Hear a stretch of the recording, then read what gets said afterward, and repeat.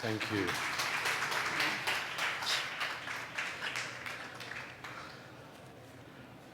Just testing. You can hear me? Good. I can't hear myself. Okay, it's wonderful to be here. I'm sitting down because I've got some notes. I'm reading them in case I forget anything I want to say. I would have liked to just spoke naturally, but in case I miss out anything.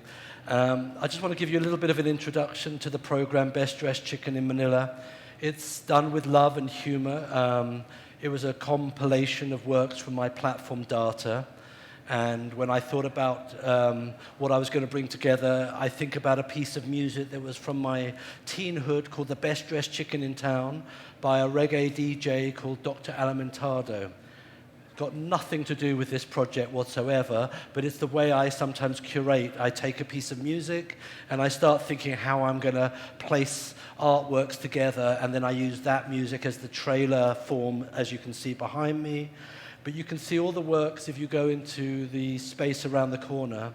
They're on throughout the fair, and you can see the different works by the different artists. There's a bit of a feature on AI. There's two artists, Georgie Roxby-Smith and Milo Crease, who've made new works that are premiered this week here.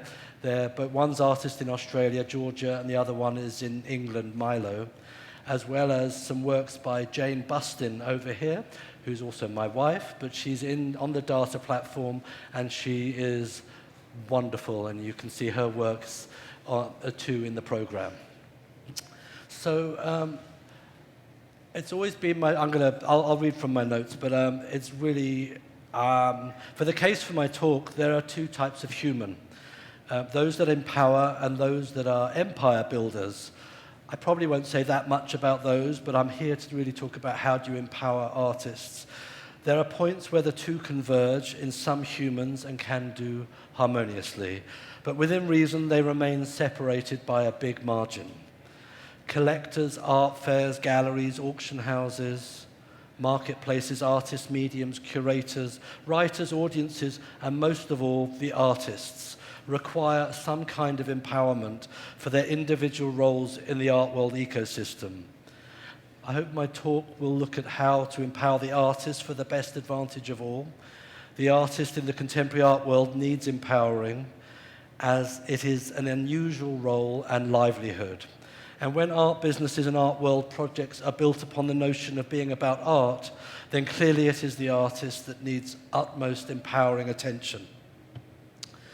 In being asked to do this talk, I've realized over 40 years that any time I do a talk or conversation about what I do in the art world, the same mantras appear over and over again of how to support the artist. It seems to be something I can repeat over and over again, and I'm very happy to do so. I hope I don't bore you, but I will use similar words throughout my talk because it's something I feel like has to be said. I am in the empowerer camp, and my empowering notion is to facilitate, collaborate, and use my abilities to get the best of those around you and those you are drawn to work and connect with. In the empire building world, there are humans who want to dominate, and their every move is based on how they flourish, and often at the expense of others, be they rivals or peers. A little bit about me. I've spent my career being an artist originally. I would suggest ostensibly focused on the process of empowering thereafter. On leaving art school, I went on tours to colleges around the United Kingdom to talk to art students about how to navigate the art world and survive as an artist. Later on, when I set up the first iteration of my first company, Art Projects, the aim was to empower and encourage wealthier individuals to support artists, art venues, galleries, simply to be, well, not that simple, but to be philanthropists and art collectors. I learned here that even those that are hugely wealthy like to be led and guided on things that they are not familiar with or experts on, thus being empowered. Thereafter, the next iteration of Art Projects was creating projects for artist film and video to be shown in the context of the cinema. This was now getting closer to where I felt most comfortable, in empowering the artist, the artwork, and the medium. I built a reputation on creating great events in the context of cinema, art spaces, and art fairs. When I first met up with Art Basel, I was doing a project at the Armory show in New York, and the directors came up to me and said, "David, we are struggling to show video and film-based art in our art fair. Even though we're the biggest art fair in the world, galleries just aren't bringing this medium to the fair. Could you help us?" So for the next 10 years, I worked on a program in Miami to show, hopefully, the very best of video and film that galleries that were showing with the fair would bring through my encouragement. And we showed it on a great huge screen at the New World Symphony, which was 7,000 square foot, 160 surround sound speakers, and it was a great experience for one of the biggest art fairs in the world. But it was the privilege of doing that. It feels very similar to being privileged to being here with you today. It's the idea of doing something that isn't always normal in the art fair experience. And they really wanted to empower the galleries to bring more video to the fair. And in doing so, this was pre the whole Web3 experience. And even still to this day, it's still not easy for galleries to want to bring that medium to the fair. Maybe afterwards we can talk a bit more why. But my aim is to try and best promote and encourage audience in showing the film and sound. And later on, in other digital media, and over the last 20 years, I've been pretty focused and dedicated to this art world-based cause. Daata was set up in 2015 to commission and sell artist video and sound online. So here we started to commission artists, sell the work, and promote the artworks who make this time-based art medium. And it was really to put my neck on the block of not just trying to do the best with working with art fairs, but for my own business, to try and work to support artists who work with the medium, to commission it, to show it, and try and do the very best for it. And it's still continuing. You can see some of the evidence even in this program. Okay, I move on. A normal job. When we think of a typical job for someone working in an office, here are some of the following benefits: a salary, performance bonus, healthcare, 5 days a week work, 8 hours a day, lunch breaks, food, transport costs, telephone, holidays, maternity, paternity cover, pensions, teammates, work structures, job securities, even shares in the company, and promotion. When we think of an artist, they have to pay their studio costs, artwork fabrication costs, often having to photograph, transit their works themselves. They make artworks that may or may not get shown at a gallery or museum. In the advent of them being represented by a gallery, the gallery may give them a solo show once every few years, and when the gallery sells the work, they may take 50% of the profits, and have often not contributed to the artwork's cost or the artist's cost. It can be very hard to bear, especially if the work isn't even sold. Also, if the gallery wants to incentivize the sale by them reducing the prices, so they might expect the artist to take a cut on their sales too.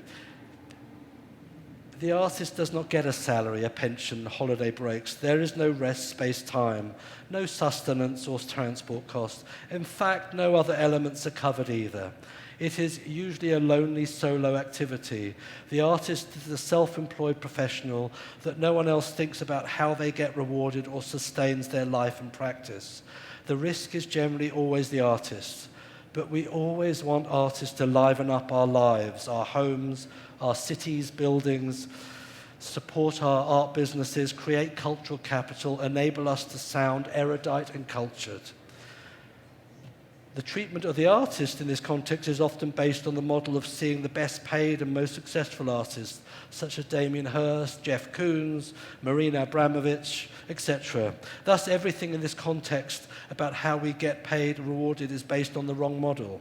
We have to assume that this is the exception and not the norm, and that how we reward artists for making actually great work. Empire building, this is very normal. We have all been nurtured in the most societies of making a profit is the best model for any activity. But profit motive is always about the money and not the content. The artist from the beginning of their career will be asked as to when will they get a proper job? The antithesis of empowerment often. A great work of art may not even be widely acknowledged as great in the artist's lifetime. If your focus is on building a great financial process or empire, it realistically cannot be based on how great any artwork is. It is based on what great business model it is, and often the two remain poles apart. A few years ago, I attended a conference in Doha called Art for Tomorrow, and it was a New York Times-based conference. I was in a room filled with hugely rich businessmen, locals, and VIPs, and artists such as I mentioned, Jeff Koons and Marina Abramovich, great artists, well revered. But I realized that we were all there to add value to the growing community that is Doha. So I took the position of saying that if we want to truly empower this city and the artists that may inhabit this city and the people who live here, that we have to nurture artists and the buildings from the ground up, from the student-based emerging artists to enable them to become the stars of tomorrow. As the fair was celebrating the hugely rich and famous, and it felt so vital to point to the fact that cities are built from scratch, and so are human endeavors. And if we only enamor and nurture the successful, how do we nurture the future talent? And lots of what I'm trying to say to you is not easy to find the answers, but what I'm going to try and say, and I will repeat, is we have to think this way and how we can think about better ways. The tech bonanza, starting life with artist films and videos, they were usually on reels or on big tape cassettes, then DVDs, Blu-rays, then digital files, MP4, MP3, then the world of AR, VR, and more recently NFTs, Web3, AI. When I was starting out, I would be approached by an artist who proclaimed that they were a great video artist, with the emphasis on video. My opinion then was that I was keen on them being a great artist, whose medium happened to be video. The video being the great part was always a doubtful measurement. Now in a Web3 time, it is the same doubt I proverbially carry. I'm often in conversations with people who are into NFTs, Web3, AR, AI, but rarely discussing the intrinsic value aesthetics of an artwork, and most talking about the buzz around the new tech that the artwork is made of or distributed by, and the associated commercial values. It is real, it is fine to talk this way, but not in the context of making aesthetic judgments of an artwork or being supportive of that artist. Now, to try and empower artists in a time of technology's ego hyperbole, it isn't easy. But this is the challenge we must all rise to. We are in the period of rapid change and innovations, and its effect on how we communicate and think, but we must all look to how we nurture and support beyond what is the latest fad and technology and news headline sensation. The artist is still the artist with or without that technology. There are fluctuating trends in tech and digital art processes, and there is hype and boom and bust on a cyclical level. So empowering based on latest trends is an obvious mistake. The players in the digital art markets are often speculative and amateur. Empowering has to be based on much more intrinsic values of the artist, how great their artwork is regardless of the medium, how you collaborate, build trust, and have chemistry. We all have to learn to understand what is quality or great art making, as distinct from the amateur and the mundane. And I think that is all our duty to work that out. It's not something easily learned. It's not always taught. Sometimes it takes time to build that understanding, but it's something those that are art professionals build up over years of experience, as are all of you, as are many of the people in the building and the team who organize the fair, becoming experts in this understanding. The role of the curator. We now have the layer of the curator to contend with. At its best, the role of the curator provides a learned introduction and guide to the very best of arts making. Once upon a time, there were only handfuls of significant curators across various art forms across the world who were deeply trained and believers in their artwork's speciality. They were hugely erudite beings and whose knowledge was immediately filled their world with confidence on the artists they were collaborating with. Now there are almost the same volumes of curators as there are volumes of artists. To be clear, for most of my career, I called myself a janitor, a facilitator, until Art Basel collaborated with me and wanted to call me by the title curator. I then started using it because it felt kind of glamorous. I still use it because it gives a sort of understanding of what I do, but in reality I still think of myself as how do I bring people together. So we try to empower the artists, but when rooms are just filled with curators and the way of getting artists in front of people is given this layer of curators to contend with, even though the curator needs their own empowerment too, but it is a role of their own making, we need to find the way that the curator is still pushing forward the artist to the center of the discussion and to every dialogue. We are many, but few is preferable. There has been a proliferation in the approach to art culture and in fact human gatherings that mass appeal is good and worthy thing. The huge social media audience equals greatness. It usually means money or popularity in its most basic sense. Huge audiences, prices, protesters, queues, and so on. To me, it is just claustrophobia. And then appealing to mass audience is often culture and knowledge sharing via the lowest common denominators. A vast audience does not necessarily mean something is good. It may mean there is celebrity, great marketing, lowest common denominator, word of mouth. Populist TV, game, dancing, music shows get great vast audiences. Sports events, shopping malls, and big famous brands get big crowds. Not always the nicest of politicians and political parties win elections. The will of the masses, the majority of people, is not the brightest of the bunch. Swaying humans to form a mass audience protest does not mean the cause is good or always correct. Swaying, coercing, encouraging can be done via mischief, whooping up anger and resentments, powerful and strategic marketing, lies, and even untruths. Being the only person in a room, being the outsider, being the team in the team of the fewer people is sometimes the best team to be in. The greatest minds, creatives, leaders are generally the few. The many are often the simple, the easily swayed and led. The desire to be in the gang group crowd is a common human condition. And, in fact, even working with this fair, I'm working with a few people who make a difference. They are really great leaders in making this all happen. Sorry, I'll just take a little sip.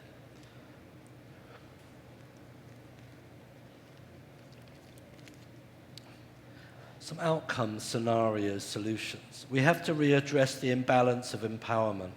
In the above scenarios, everyone apart from the artist is often empowered. We have to find solutions, and it's often in the mindset and language Once we agree a set of norms for empowerment and we all speak to that cause, it becomes much easier and natural for us all. We have to understand why we want to empower and what it can achieve.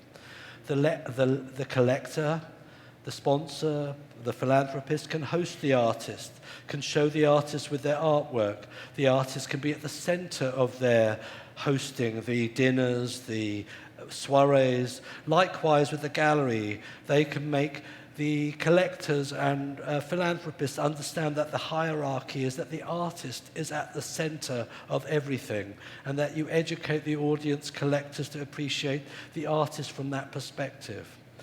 The corporate sponsor and philanthropists, when fully committed and engaged with their arts partner, can benefit so hugely, such as the wonderful Globe team that supports this fair. Art Basel work really closely with UBS for generations now, Frieze now with Deutsche Bank for the last 20 years, and BMW have supported various art fairs and projects over the years. And even though they are big corporate brands and very dominant, they really do understand how it benefits themselves. And that understanding, and Bloomberg too, in their adventures in working with the arts, has a deep benefit for their businesses and brands, but they truly understand how to support and what it means to support the artist. And that's vital, because sometimes brands support the arts and all they want to do is get promotion, and it never quite works because you never quite believe it. But with all those brands, even though they're very corporate, they understand its value it brings to them, and a lot of them, they employ big art professionals. Empowerment as a state of being is not a condescending show of force empowerment. It is a state of being. It is a desire to help and support others as best as you can, with a likely understanding that you know something that they do not, but you can help them achieve equal status in a particular subject. The role of language and its cause of intent. I believe that we speak of what we do or what we intend to do. So my use of the E word, empowerment, over and over again is similar to the mantra of people who pray with their deities and it's his offspring. It is when people want to identify with what they believe. I have repeatedly talked of my desire to want to empower others for as long as I can remember, and hopefully one day it will come true. But my point here is that I think we can all do with a smidgen of this language use. Thus, the idea of empower or empire. How often do we ask people, what do they do for living? Or what is your job? Or where do you live?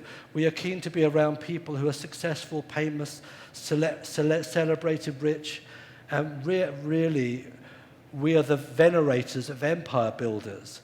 But, do we ever really ask people, how have you empowered others recently?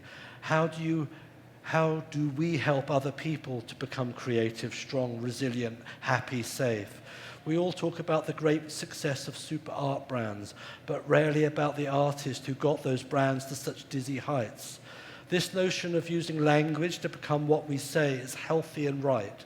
So hopefully, instead of saying how much money did we make out of our art businesses recently, we can all be saying to each other, how did we empower some others, some artists recently?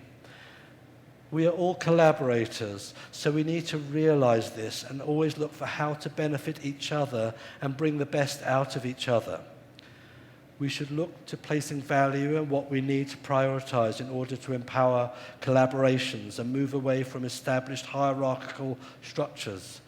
We need to work on trust building, listening to each other, and building genuine collaborative relationships, which can only be done when we allow time and redistribute resources, creating space for inclusive practice, and accept that by taking risk, that failures may need to happen to be learnt from. Key to supporting the artist is intrinsically caring about the artist in general and specific artists in any given projects. You can only support if you care and understand the need of an artist. Empowering is not about financial gain at every corner. It is about how you make the empoweree feel and show care, concern, and understanding of them and their work, how to nurture their practice and enable them to have space and time to be creative. Philanthropists, sponsors and collectors, vital enablers of projects creating cultural capital within their cities and countries, they do provide hard currency to support artists' living needs. These supporters can be a true champion, inspire a collaborator, ear to the artists. It is choosing this path and not just the accumulation of artworks for wealth that separates the best of these supporters from the rest. Mentors. Artists need artist peers, curators, teachers to be surrounding them so they can inspire and breathe together in mutual understanding and respect of their chosen role and path. It can be very lonely and precarious being an artist, so knowing you are not alone is vital in developing your own sense of confidence and well-being. The critic writers, to be conscious of how they communicate about the artist, that they do not necessarily fawning over the work of artists. At the very least, they do so with utter conviction and not because of the highest bidder, for their work is carrying sway over the decision-making. Family and friends. We in the creative world will have had someone in many of our circles suggesting that we should get a proper job or additional jobs to pay our way. These same family, friends, or acquaintances all love going to the cinema, theatre, exhibitions, and the providers of the culture at these places are the artists that dedicate their working life to making that experience possible. We would not want our dentists, lawyers, and accountants to be our artists, but we would never consider advising them of getting a job in the arts, or even think we should advise them on how they could do their job better. But for the artist, this is common, and it is not empowerment. It is in fact hoping we become sustainable empire builders or simply sustainable arts entrepreneurs. But when this is not working according to normal rules, it is here where we need the philanthropists, sponsors, collectors, mentors, and caregivers to rise amongst us. The artists have to meet these we mention here in the middle. But by producing the very best possible artworks, by committing themselves fully to the cause of creativity, and by treating those support partners with equal reverence and respect. Being an artist has to be earned. It is a title you give yourself when you know you are doing the very best artwork you are capable of.